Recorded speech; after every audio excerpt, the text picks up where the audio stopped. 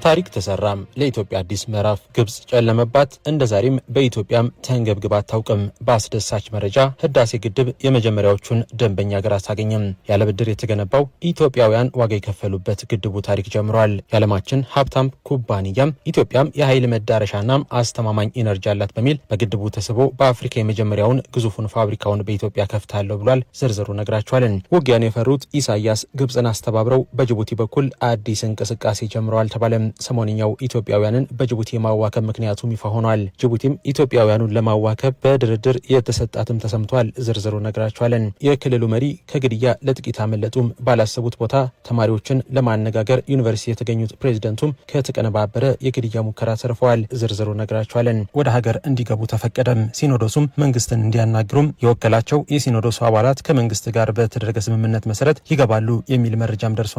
ዝርዝሩ ነግራቸዋለን። በተያያዘም ከኡጋንዳው ፕሬዝደንት ጋር በፎቶ የታዩት የኢትዮጵያ ኦርቶዶክስ ቤተክርስቲያን አባቶች ጉዳይ የብዙዎችን ቀልብ ስቧል። ይህን የተመለከተ መረጃም አለን። አሜሪካ ዩክሬንን ጉድ ሰራች።